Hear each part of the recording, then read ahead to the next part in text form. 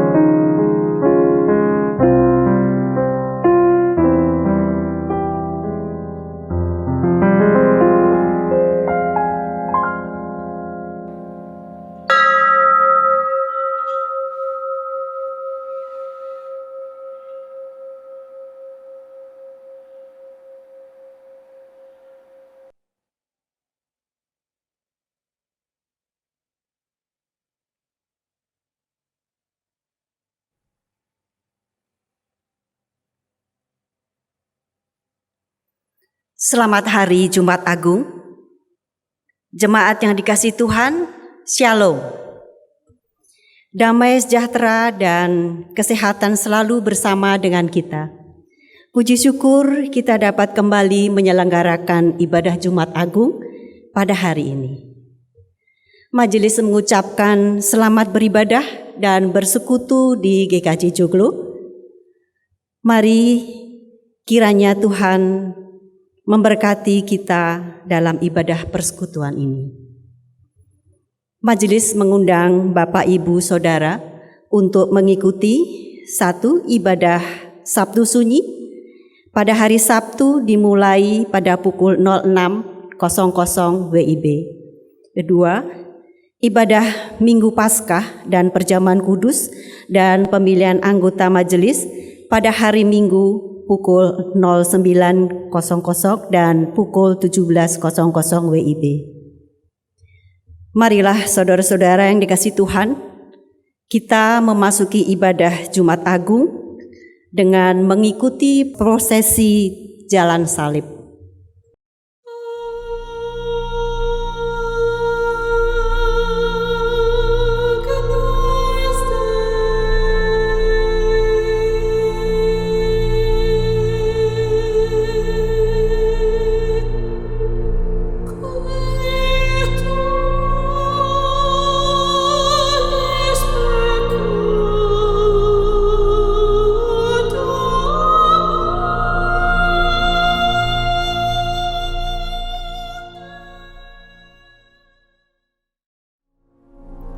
Kemudian serdadu-serdadu wali negeri membawa Yesus ke gedung pengadilan. lalu memanggil seluruh pasukan berkumpul sekeliling Yesus. Mereka menanggalkan pakaiannya dan mengenakan jubah ungu kepadanya. Mereka menganyam sebuah mahkota duri dan menaruhnya di atas kepalanya, lalu memberikan dia sebatang buluh di tangan kanannya. Kemudian mereka berlutut di hadapannya dan mengolok-ngolokkan dia, katanya, "Salam, hai Raja orang Yahudi." Mereka meludahinya dan mengambil buluh itu dan memukulkannya ke kepalanya. Sesudah mengolok-ngolokkan dia, mereka menanggalkan jubah itu daripadanya dan mengenakan pula pakaiannya kepadanya. Kemudian mereka membawa dia keluar untuk disalibkan.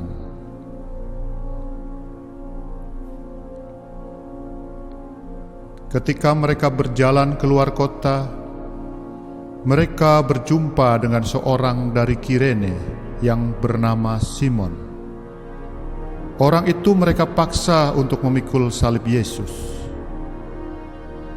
Maka sampailah mereka di suatu tempat yang bernama Golgota, artinya tempat tengkorak. Lalu memberi dia minum anggur bercampur empedu. Setelah ia mengecapnya, ia tidak mau meminumnya. Sesudah menyalibkan dia, mereka membagi-bagi pakaiannya dengan membuang undi. Lalu mereka duduk di situ menjaga dia. Dan di atas kepalanya terpasang tulisan yang menyebut alasan mengapa ia dihukum. "Inilah Yesus, Raja orang Yahudi." Bersama dengan dia disalibkan dua orang penyamun, seorang di sebelah kanan dan seorang di sebelah kirinya. Orang-orang yang lewat di sana menghujat dia dan sambil menggelengkan kepala. Mereka berkata, "Hai engkau yang mau merubuhkan bait suci dan mau membangunnya kembali dengan 3 hari, selamatkanlah dirimu jikalau engkau anak Allah. Turunlah dari salib itu." Demikian juga imam-imam kepala bersama-sama ahli Taurat dan tua-tua mengolok-olokkan dia, dan mereka berkata, "Orang lain ia selamatkan, tetapi dirinya sendiri tidak dapat ia selamatkan. Ia Raja Israel? Baiklah ia turun dari salib itu dan kami akan percaya kepadanya." Ia menaruh harapannya pada Allah. Baiklah Allah menyelamatkan dia, jikalau Allah berkenan kepadanya.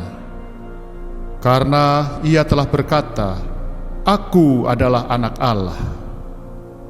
Bahkan penyamun-penyamun yang disalibkan bersama-sama dengan dia mencelanya demikian juga.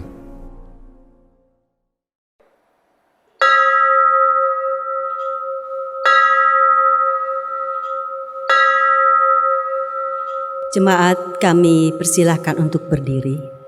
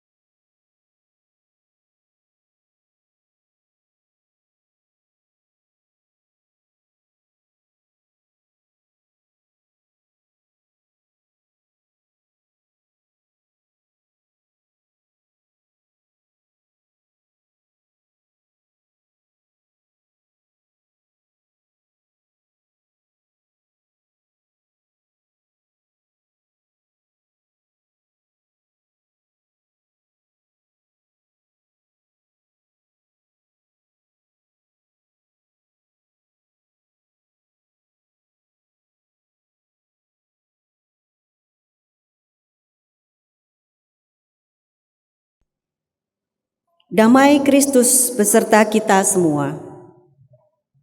Hari ini kita memperingati kematian Yesus, sebuah peristiwa yang menyedihkan, sebuah peristiwa yang menyesakkan.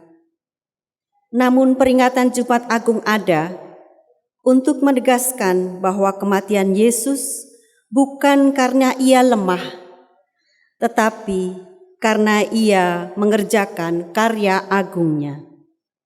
Yesaya 53 ayat 4 yang menyatakan, tetapi sesungguhnya penyakit kitalah yang ditanggungnya, dan kesengsaraan kita yang dipikulnya, padahal kita mengira dia kena tulah, dipukul dan ditindas Allah. Marilah kita merasakan keagungan sengsara dan kematiannya saat kita meneduhkan diri di bawah kaki salib Yesus. Jemaat, kita menyanyikan Kidung Jemaat 368 bait 1. Pada kaki salibmu.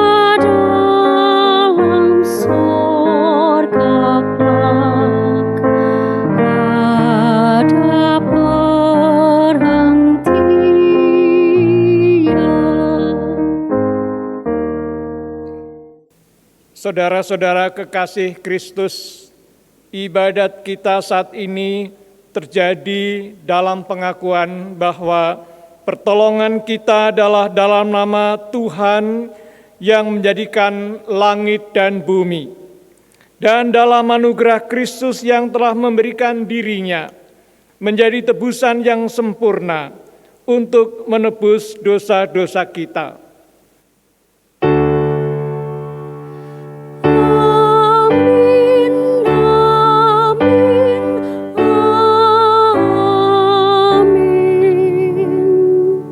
Kiranya rahmat Tuhan dan damai sejahteranya menyertai saudara.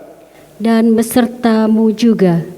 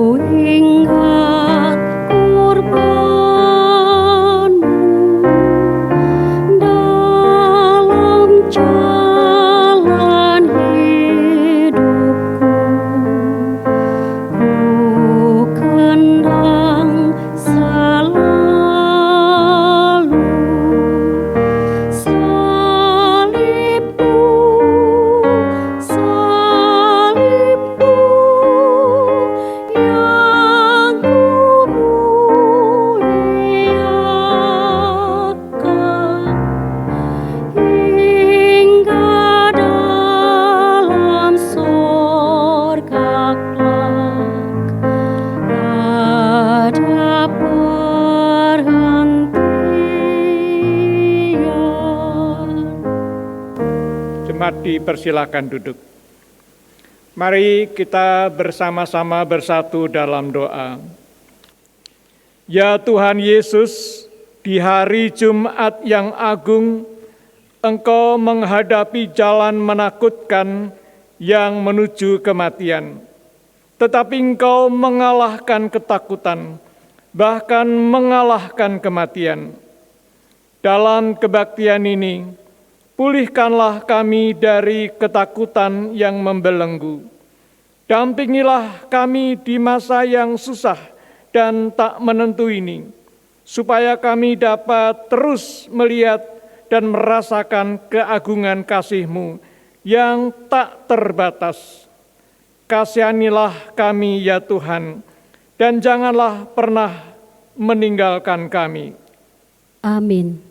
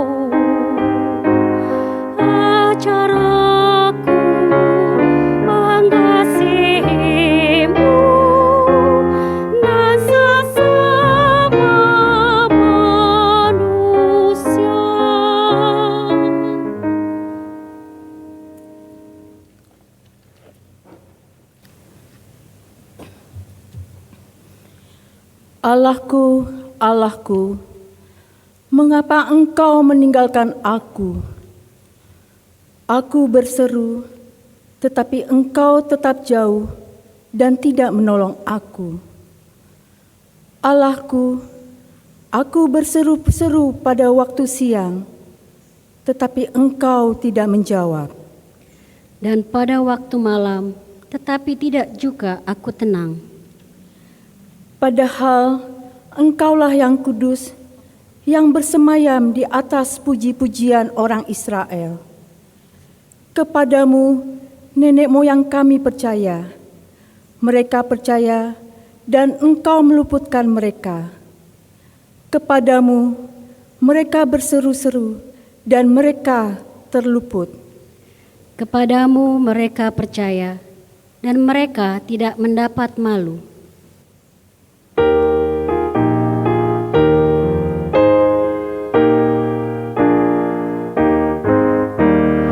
Tuhan kasihani, Kristus kasihani,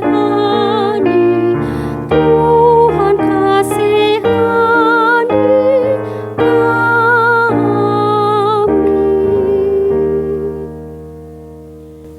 Tetapi aku ini ulat dan bukan orang, celah bagi manusia, dihina oleh orang banyak.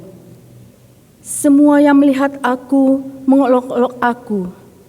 Mereka mencibirkan bibirnya, menggelengkan kepalanya. Ia menyerah kepada Tuhan. Biarlah Dia yang meluputkannya.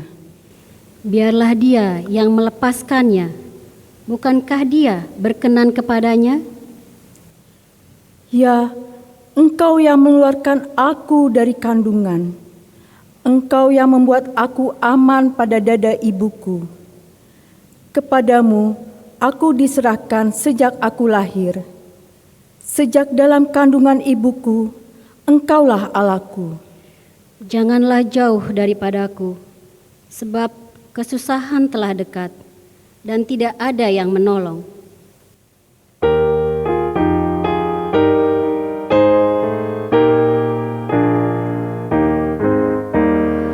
Tuhan kasihani,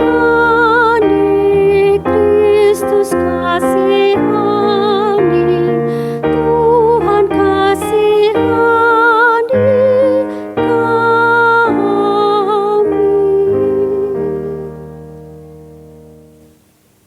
Banyak lembu jantan menggerumuni aku, banteng-banteng dari Basan mengepung aku. Mereka mengangakan mulutnya terhadap aku seperti singa yang menerkam dan mengaum. Seperti air aku tercurah dan segala tulangku terlepas dari sendinya. Hatiku menjadi seperti lilin, hancur luluh di dalam dadaku. Kekuatanku kering seperti beling, lidahku melekat pada langit-langit mulutku, dan dalam debu maut kau letakkan aku.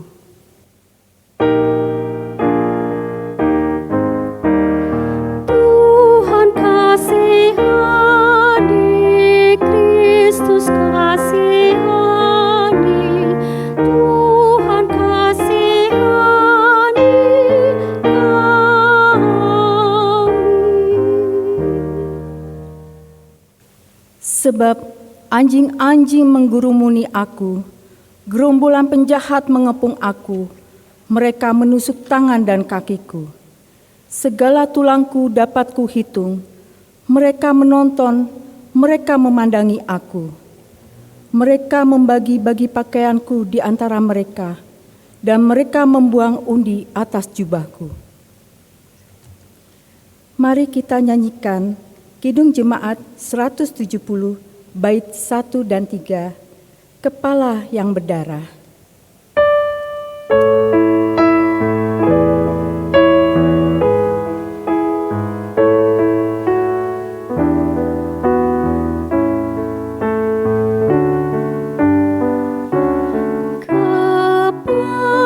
Kepala yang berdarah tertunduk dan sedih,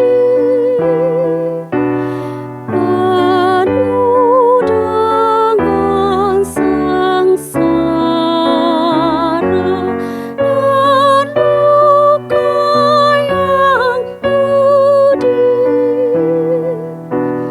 Meski mahkota duri menghina harkat-Mu, Kau patut Ku kagumi, terima hormat-Ku.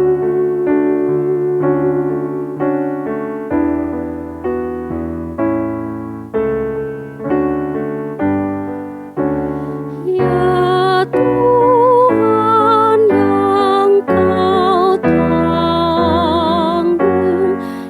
yaitu salahku. Dosaku telah Kau gantung di kayu salib-Mu. Oh kasihani daku yang harus dicela. Ampunilah hamba-Mu,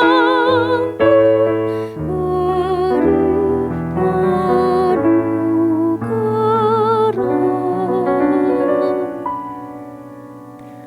Saudara-saudara, kita akan bersama-sama membaca dan mendengarkan firman Tuhan. Dan sebelumnya mari kita memohon pertolongan Tuhan di dalam doa. Di atas kayu salib, Engkau terluka pedih dan berdarah, merasakan sakit yang tak terkira, hanya untuk menanggung kesalahan kami. Ampunilah kami ya Tuhan, dan ajarlah kami untuk mengerti dan memahami peristiwa kematian-Mu sebagai karya agung-Mu yang menghidupkan tubuh dan jiwa kami, memulihkan kami dan di masa-masa yang tak menentu ini. Amin. Saudara-saudara, firman Tuhan yang akan kita baca diambil dari Yesaya pasal 53 ayat 13 sampai Yesaya 52 ayat 13 sampai 53 ayat 12. Demikianlah firman Tuhan. Sesungguhnya hamba-Ku akan berhasil, ia akan ditinggikan, disanjung, dan dimuliakan. Seperti banyak orang akan tertegun melihat dia, begitu buruk rupanya, bukan seperti manusia lagi, dan tampaknya bukan seperti anak manusia lagi. Demikianlah ia akan membuat tercengang banyak bangsa. Raja-raja akan mengatupkan mulutnya melihat dia. Sebab apa yang tidak diceritakan kepada mereka akan mereka lihat, dan apa yang tidak mereka dengar akan mereka pahami. Siapakah yang percaya kepada berita yang kami dengar? Dan kepada siapakah tangan kekuasaan Tuhan dinyatakan? Sebagai taruk ia tumbuh di hadapan Tuhan, dan sebagai tunas dari tanah kering. Ia tidak tampan, dan semaraknya pun tidak ada, sehingga kita memandang dia, dan rupa pun tidak, sehingga kita menginginkannya. Ia dihina dan dihindari orang, seorang yang penuh kesengsaraan, dan yang biasa menderita kesakitan. Ia sangat dihina, sehingga orang menutup mukanya terhadap dia, dan bagi kita pun dia tidak masuk hitungan. Tetapi sesungguhnya penyakit kitalah yang ditanggungnya, dan kesengsaraan kita yang dipikulnya. Padahal kita mengira dia kena tulah, dipukul dan ditindas Allah. Tetapi dia tertikam oleh karena pemberontakan kita. Dia diremukkan oleh karena kejahatan kita. Ganjaran yang mendatangkan keselamatan bagi kita ditimpakan kepadanya. Dan oleh bilur-bilurnya kita menjadi sembuh. Kita sekalian sesat seperti domba. Masing-masing kita mengambil jalannya sendiri. Tetapi Tuhan telah menimpakan kepadanya kejahatan kita sekalian. Dia dianiaya, tetapi dia membiarkan diri ditindas dan tidak membuka mulutnya seperti anak domba yang dibawa ke pembantaian. Seperti induk domba yang keluh di depan orang-orang yang menggunting bulunya, ia tidak membuka mulutnya. Sesudah penahanan dan penghukuman, ia terambil, dan tentang nasibnya siapakah yang memikirkannya? Sungguh ia terputus dari negeri orang-orang hidup, dan karena pemberontakan umatku, ia kena tulah. Orang menempatkan kuburnya di antara orang-orang fasik, dan dalam matinya ia ada di antara penjahat-penjahat. Sekalipun ia tidak berbuat kekerasan dan tipu tidak ada dalam mulutnya. Tetapi Tuhan berkehendak meremukkan dia dengan kesakitan. Apabila ia menyerahkan dirinya sebagai korban penebus salah, ia akan melihat keturunannya, umurnya akan lanjut, dan kehendak Tuhan akan terlaksana olehnya. Sesudah kesusahan jiwanya, ia akan melihat terang dan menjadi puas, dan hamba-Ku itu sebagai orang yang benar, akan membenarkan banyak orang oleh hikmat-Nya, dan kejahatan mereka dia pikul. Sebab itu aku akan membagikan kepadanya orang-orang besar sebagai rampasan, dan ia akan memperoleh orang-orang kuat sebagai jarahan, yaitu sebagai ganti karena ia telah menyerahkan nyawanya ke dalam maut dan karena ia terhitung di antara pemberontak-pemberontak. Sekalipun ia menanggung dosa banyak orang dan berdoa untuk pemberontak-pemberontak. Demikianlah sabda Tuhan. Berbahagialah yang mendengarkan dan memperhatikan di dalam hidupnya. Hosiana.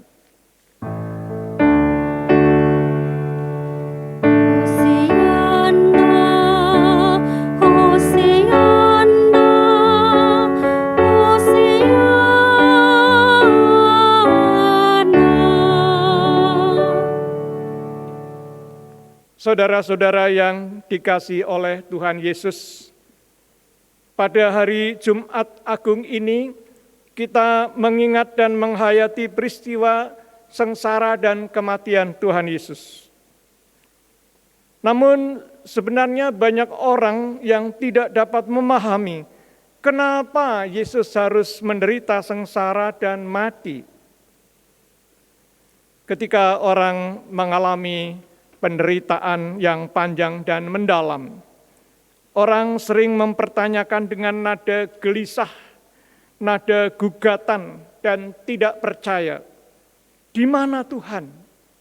Kenapa saya tidak ditolong?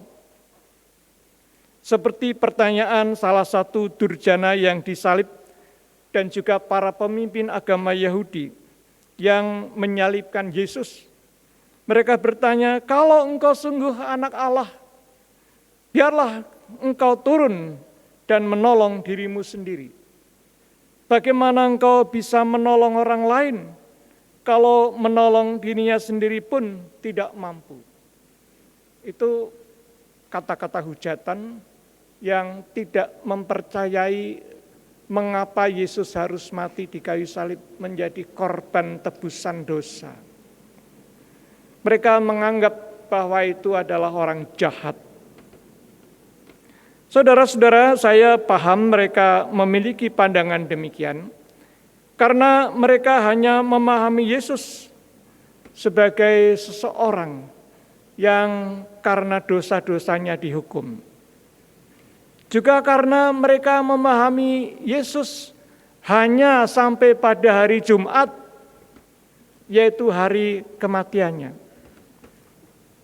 Pemahaman tentang Yesus tidak terus sampai kepada hari Minggu, di mana Yesus bangkit dari antara orang mati. Jadi, mari saudara-saudara seiman, tolong iman kita, iman Anda dan saya jangan hanya sampai hari Jumat aja. Dan ketika hari Jumat terjadi kematian Yesus, selesai sudah pemahaman kita. Itu juga yang sering dirasakan oleh para murid ketika peristiwa itu terjadi. Bukankah Maria Magdalena pada hari Minggu nanti juga berkunjung ke kubur Yesus, dan malaikat Tuhan di kubur Yesus menegur Maria Magdalena, kenapa engkau mencari dia yang hidup di antara yang mati? Jadi pikiran-pikiran murid-murid masih saja terbelenggu oleh sebuah pemikiran bahwa Yesus mati, titik, dan tidak ada kebangkitan. Padahal Yesus sendiri sudah berulang kali menyatakan bahwa ia akan bangkit pada hari yang ketiga. Saudara-saudara, saya juga sering mendengar ada semacam cibiran atau pelecehan di mana banyak orang menuduh bahwa agama Kristen itu agama menyembah orang mati. Maksudnya Allahnya orang Kristen itu mati. Jadi apalah artinya begitu. Mereka yang berpandangan demikian tidak memahami teologi inkarnasi. Tidak mengerti dan gagal paham bahwa di dalam Alkitab ada kesaksian bahwa Yesus Kristus adalah Allah yang maha kuasa, tetapi yang juga berkenan berinkarnasi. Karena kasih-Nya kepada dunia ini, Ia berkenan hadir di dalam dunia menjadi manusia, menebus dosa manusia, memberikan hidupnya sebagai korban tebusan. Seperti di dalam surat Filipi pasal 2 ayat 4, 6 sampai 8, di sana Rasul Paulus menyaksikan bahwa Yesus adalah Allah yang menunjukkan kasih-Nya, dan meskipun Ia setara dengan Allah, tetapi tidak menganggap kesetaraannya itu hal yang harus dipertahankan. Tapi Ia berkenan turun ke dalam dunia, menjadi manusia, mati, bahkan mati disalibkan, dan seterusnya. Disinilah pemahaman mengenai Yesus seharusnya menjadi lengkap. Bahwa Ia mati di kayu salib, bukanlah karena Ia gagal, bukanlah karena Dia kalah, tetapi justru karena Ia sedang menunjukkan kasih Allah yang luar biasa.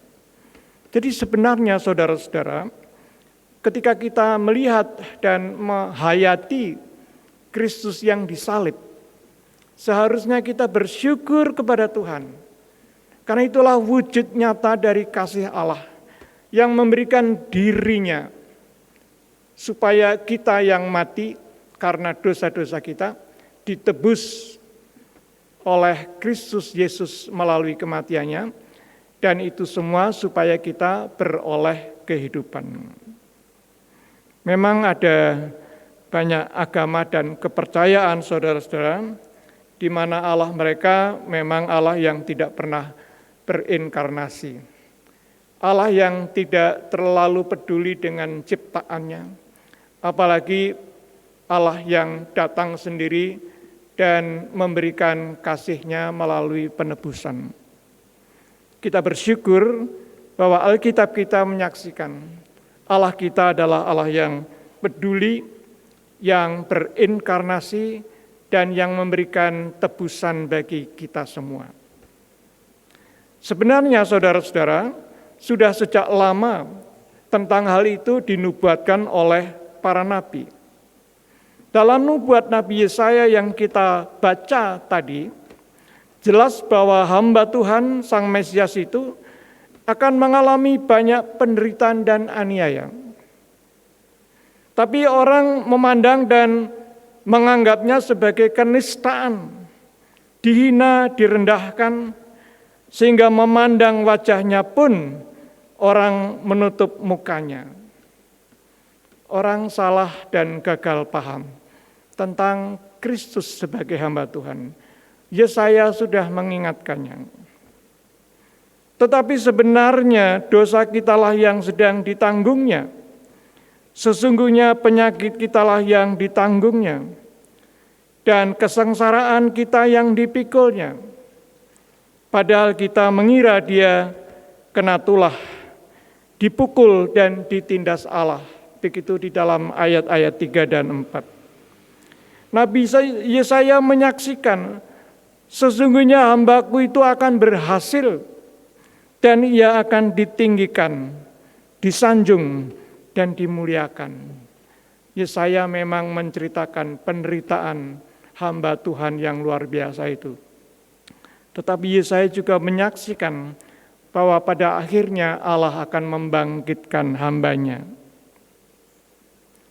Dan Injil mencatat nubuat yang ditulis oleh Nabi Yesaya ini digenapi oleh Yesus Kristus di dalam peristiwa sengsara dan kematian-Nya. Artinya, kematian Kristus bukanlah kebetulan atau kekalahan, tetapi sebaliknya, Kristus dengan sadar dalam kedaulatan yang Ia miliki, menundukkan dirinya kepada kehendak Allah.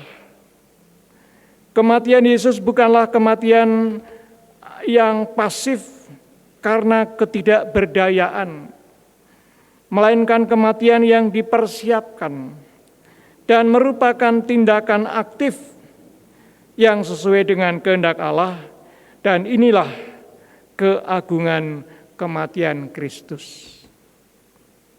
Saudara-saudara, namun bagi banyak orang, mereka gagal paham tentang berita Alkitab mengenai Allah yang peduli dan berinkarnasi. Sebagaimana Paulus di dalam surat 1 Korintus pasal 1 menyaksikan bahwa pemberitaan tentang salib memang adalah kebodohan bagi mereka yang akan binasa. Tetapi bagi kita yang akan diselamatkan, pemberitaan itu adalah kekuatan Allah. Saudara-saudara yang dikasihi oleh Tuhan, itulah sebabnya keagungan sebuah kematian hari ini bukan saja karena Kristus mati, memberikan dengan sadar dan penuh perhitungan dalam ketaatan pada kehendak Allah Bapa, tetapi juga karena kematian itu justru memberikan kepada kita kehidupan. Saudara-saudara, inilah yang seharusnya kita hayati dalam situasi wabah COVID-19. Di tengah banyaknya informasi dan opsi yang mungkin meresahkan dan menggelisahkan, kita diundang untuk merefleksikan proses kematian Yesus sebagai kekuatan aktif membagikan kehidupan secara khusus bagi masyarakat atau sesama yang berada di dalam ketakutan, kesepian, dan keputusasaan.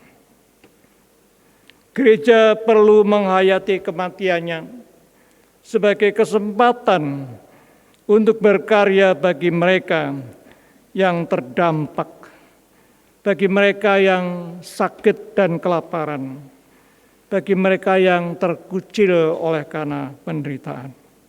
Saudara-saudara yang dikasihi oleh Tuhan, dalam kehidupan kita sebagai anak-anak Tuhan, kita juga diundang untuk menjadi saksi-saksi kemenangan Kristus melalui kehidupan nyata yang perlu diperbaharui. Dalam bukunya Beneath of the Cross of Jesus, atau di bawah kaki atau salib Kristus, saudara-saudara yang kekasih di dalam Tuhan, di dalam kehidupan kita sebagai anak-anak Tuhan, kita juga diundang untuk menjadi saksi-saksi kemenangan Kristus itu melalui kehidupan kita yang nyata yang sudah diperbaharui. Dalam bukunya Beneath the Cross of Jesus, artinya di bawah salib Kristus, Leonard Griffith menceritakan bagaimana kuasa Yesus yang mati dan bangkit itu mampu mengubah seorang yang semula menjadi korban dan menaruh dendam menjadi seorang pemenang. Kisahnya begini,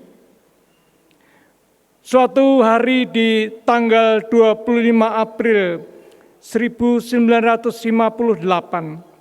seorang mahasiswa Korea yang sedang belajar di Universitas Pennsylvania, Amerika, pergi ke kantor pos untuk mengeposkan surat kepada orang tuanya di Korea. Ini tahun 58, jadi belum ada handphone, ya, masih pakai surat pos gitu. Dan sekembalinya dari kantor pos, ia dihadang oleh 11 orang kulit putih, anak muda yang memakai jaket kulit, yang langsung memukulinya dengan pentungan kayu dan besi, dan menendang serta menginjak-injaknya sampai mati. Akhir-akhir ini, minggu lalu juga kita mendengar informasi begitu, ada WNI, anak muda di Pennsylvania yang mendapat kekerasan dari orang-orang tertentu di Pennsylvania. Saudara-saudara, seluruh penduduk Philadelphia terguncang dan meneriakkan balas dendam kepada para pembunuh yang keji dan memalukan masyarakat Philadelphia. Polisi kemudian berhasil menangkap para pembunuh itu dan jaksa wilayah merencanakan suatu tuntutan hukuman mati. Pengadilan pun dimulai. Namun kemudian datanglah sepucuk surat dari Korea yang dikirim dan ditandatangani oleh orang tua korban dan 20 anggota keluarga korban. Surat itu berbunyi demikian, saya akan baca bunyi surat itu. Kami keluarga besar korban amat terpukul dengan kematian anak kami. Namun kami sekeluarga telah mengambil keputusan bahwa kami menandatangani sebuah petisi keluarga yang meminta agar para pembunuh itu tidak dihukum mati.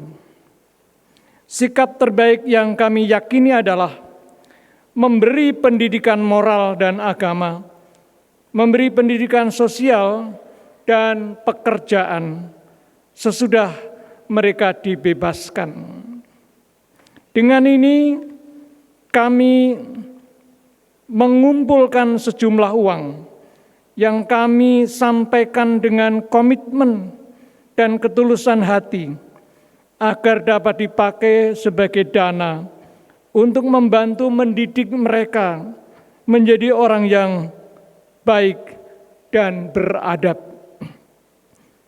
Kami mengungkapkan komitmen dan kasih kami dengan tulus, dan inilah yang luar biasa, karena kami telah menerima Roh yang kami terima melalui Injil Yesus Kristus Juru Selamat kami, yang telah mati dan dibangkitkan untuk memberikan kami hidup dalam pengharapan.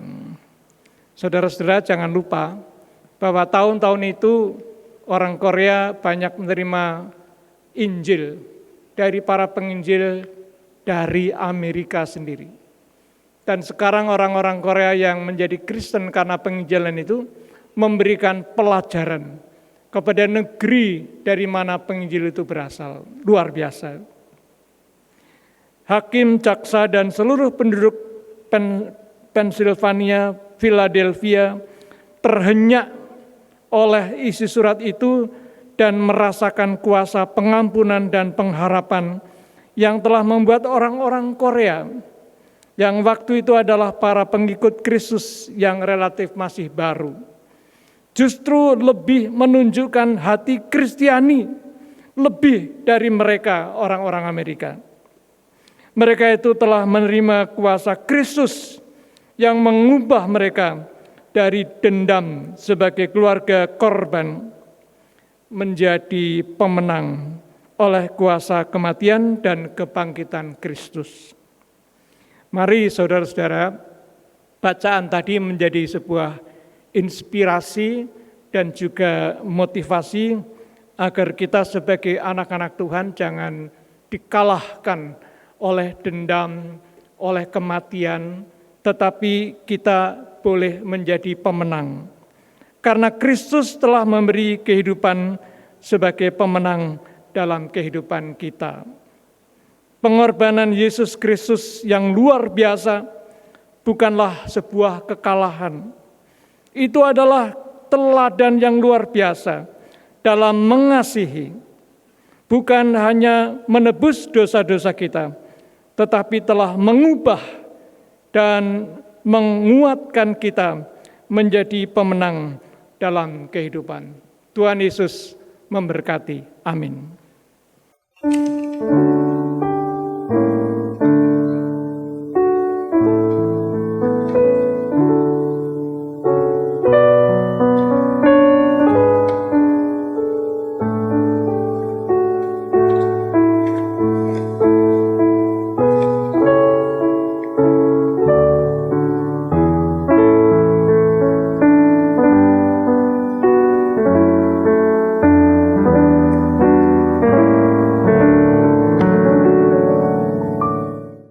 Sekarang ada persembahan pujian dengan judul mati demi aku.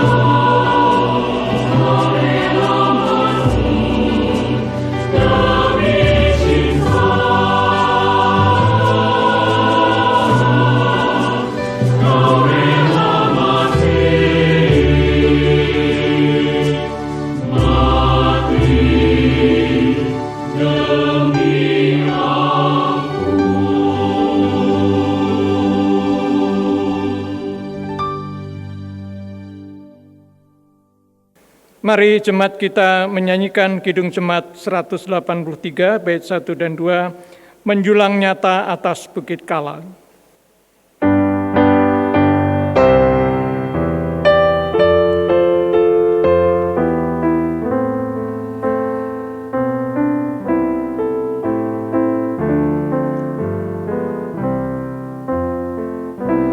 Menjulang nyata atas Bukit Kala, terang benderang salib Tuhan.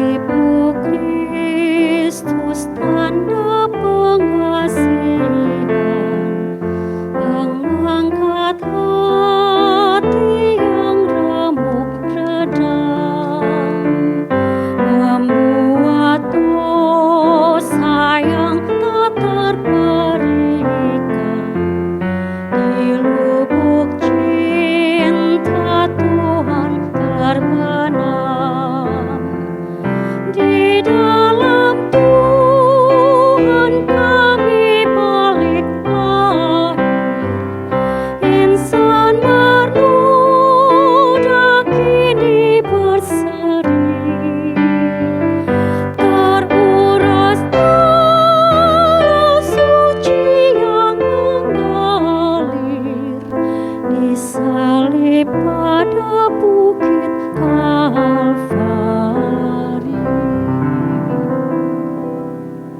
Mari saudara-saudara yang terkasih, kita bersatu dalam doa syafaat. Mari berdoa. Bapa di dalam sorga, terima kasih atas firman yang kami sudah dengar bersama. Terima kasih atas kasih-Mu yang luar biasa, yang Kau nyatakan di dalam kematian sengsara dan kematian Tuhan Yesus, yang sungguh-sungguh memberikan kepada kami kehidupan yang baru di dalam kemenangannya. Biarlah kami belajar untuk memahami bagaimana Engkau memberikan kasih yang luar biasa ini menjadi sebuah sumber kehidupan bagi kami. Dan kiranya Tuhan berkenan menghidupkan dan menguatkan kami sekalian. Terima kasih Tuhan, ketika kami menghayati kasih-Mu, kami sadar lebih dalam akan jasa banyak orang-orang yang dengan tulus memberi waktu, tenaga, dan bahkan kehidupannya untuk masyarakat dan bangsa kami. Terima kasih untuk mereka yang sudah berjuang, bahkan sampai mati, ketika sebagian dari saudara-saudara kami menjadi sukarelawan, menjadi dokter, menjadi perawat, menjadi orang-orang yang berjuang demi keselamatan masyarakat dan bangsa kami di dalam masa pandemi ini. Kiranya Tuhan menguatkan keluarga mereka dan juga kami semua yang merasakan kehilangan. Terima kasih untuk hal-hal yang boleh kami alami.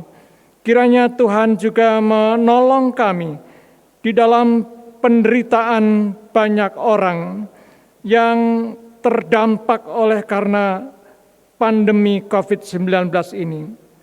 Kami berdoa bagi mereka, keluarga-keluarga yang kehilangan anggota keluarganya.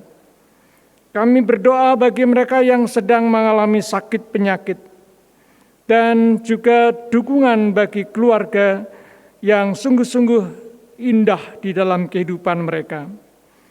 Kami berdoa bagi mereka yang terguncang, bahkan merasakan bagaimana kemerosotan kehidupan, baik di dalam kesehatan, di dalam ekonomi, di dalam pekerjaan, bahkan di dalam kondisi-kondisi psikis yang sangat merasakan dampak dari pandemi ini. Tuhan tolong kami seluruh bangsa, supaya kami dikuatkan untuk melewati masa-masa yang sulit ini dan mengakhirinya dengan kemenangan, karena Engkau sendiri telah memberikan kepada kami pengorbanan.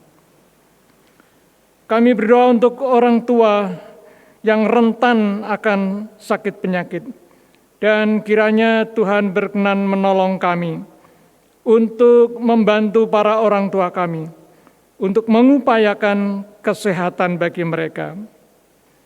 Juga kami berdoa bagi anak-anak kami yang telah lebih dari setahun terisolasi dalam proses pendidikan dan belajar. Mereka tidak bisa bertemu dengan para guru dan juga teman-teman sekolah mereka. Tolong Tuhan, biarlah anak-anak kami tetap dianugerahi kesehatan dan sukacita kehidupan. Kami berdoa untuk upaya-upaya pemulihan kesehatan dalam proses vaksinasi. Kiranya Tuhan tetap menjaga kami supaya punya semangat untuk recovery, untuk membangun kembali kesehatan masyarakat dan juga pemulihan ekonomi. Tolonglah pemerintah kami, aparatur negara dan seluruh bangsa supaya disadarkan untuk sungguh-sungguh bersama-sama berjuang mengatasi sakit penyakit ini. Juga bagi gereja-gereja Tuhan, kiranya Tuhan berkenan menolong kami semua, para anggota majelis gereja, pendeta, dan seluruh warga, untuk tetap berusaha beribadah dan melayani Tuhan. Inilah doa syafaat kami ya Tuhan. Layakkanlah kami supaya kami boleh menerima berkat Tuhan. Dan kiranya Tuhan berkenan mendengarkan doa kami, yang kami naikkan hanya di dalam nama Tuhan Yesus Kristus, yang telah menunjukkan kasih setia yang luar biasa melalui pengorbanannya. Di dalam namanya kami sudah berdoa dan mengucap syukur. Amin.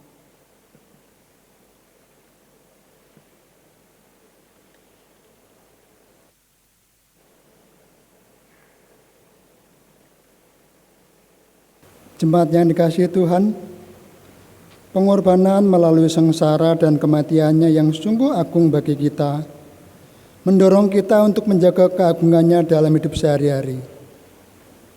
Marilah kita menyatakan syukur kita kepada Tuhan dan mengingat akan firman-Nya dalam Efesus 5 ayat 2 dan 20. Hiduplah di dalam kasih sebagaimana Kristus Yesus juga telah mengasihi kamu dan telah menyerahkan dirinya untuk kita sebagai persembahan dan korban yang harum bagi Allah. Ucaplah syukur senantiasa atas segala sesuatu dalam nama Tuhan kita Yesus Kristus kepada Allah dan Bapa kita. Persembahan dapat kita sampaikan dengan cara seperti tertera dalam tayangan di hadapan saudara atau dalam tata ibadah yang telah dibagikan melalui WhatsApp grup wilayah masing-masing. Marilah kita membawa persembahan kita dengan menyanyikan Kidung Jemaat 178 bait 1 dan 2, Karena Kasih-Nya Padaku.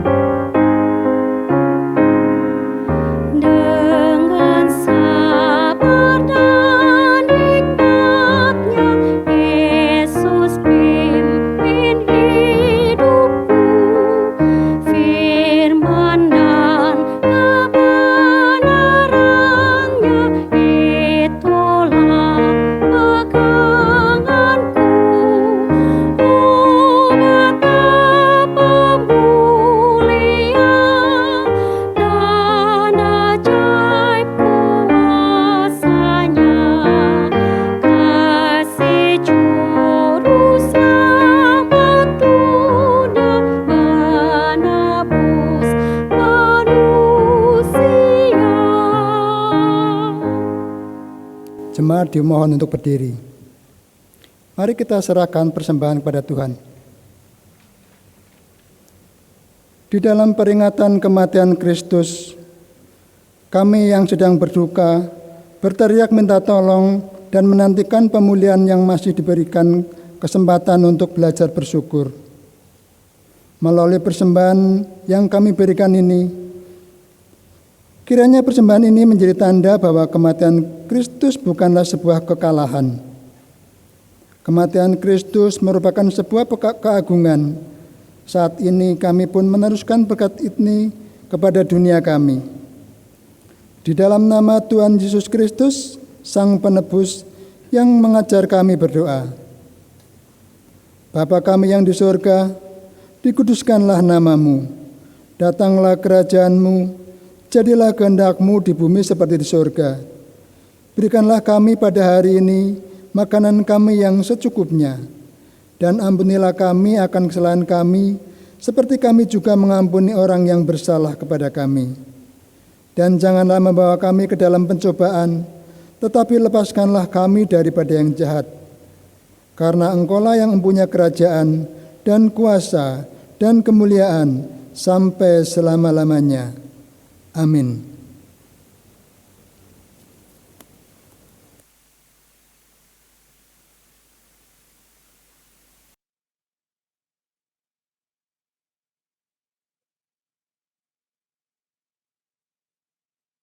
Jemaat masih tetap berdiri. Marilah kita menyegerakan kembali iman kita dan menghayati persekutuan kita dengan gereja-gereja di sepanjang sejarah penyelamatan Allah di segala tempat dan zaman, dengan mengucapkan bersama-sama pengakuan iman rasuli yang demikian. Aku percaya kepada Allah, Bapa yang Maha Kuasa, Khalik langit dan bumi, dan kepada Yesus Kristus, Anaknya yang tunggal Tuhan kita, yang dikandung daripada Roh Kudus, lahir dari anak darah Maria, yang menderita di bawah pemerintahan Pontius Pilatus, disalibkan, mati, dan dikuburkan, turun ke dalam kerajaan maut. Pada hari yang ketiga, bangkit pula dari antara orang mati, naik ke sorga, duduk di sebelah kanan Allah Bapa yang Maha Kuasa, dan akan datang dari sana untuk menghakimi orang yang hidup dan yang mati. Aku percaya kepada Roh Kudus, Gereja Kudus dan Am, persekutuan orang kudus, pengampunan dosa, kebangkitan daging, dan hidup yang kekal. Kristus telah bertekun sampai akhir ketika menempuh jalan salib. Marilah kita juga bertekun dan tabah menjalani kehidupan. Langit di depan mungkin masih tampak kelam, tetapi percayalah, Paskah fajar kebangkitan akan tiba. Percayalah juga bahwa kasih dan kuasa-Nya akan memampukan kita menghadapi apapun dan siapapun.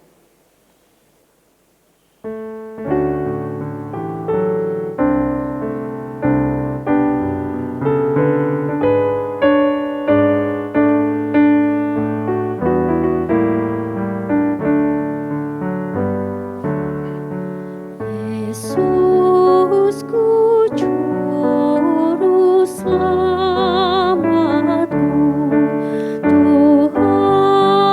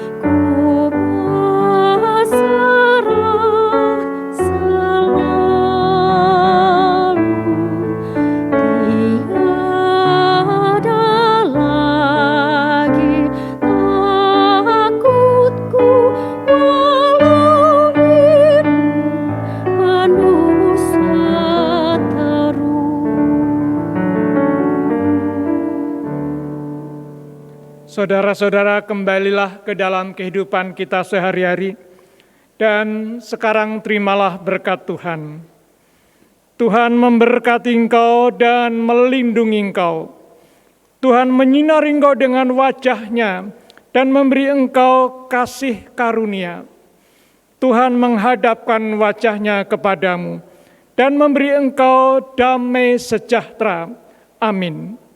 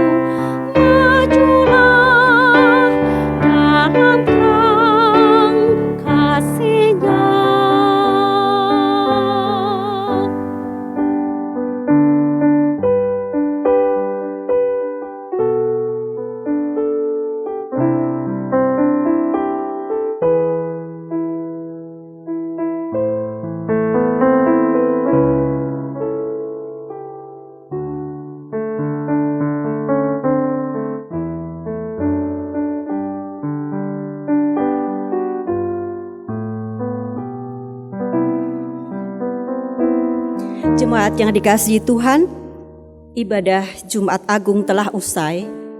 Marilah kita kembali ke dalam aktivitas kita sehari-hari dengan tetap memperhatikan protokol kesehatan dan mentaati peraturan yang telah ditetapkan oleh pemerintah setempat. Selamat menghayati, kiranya Tuhan menguatkan kita semua.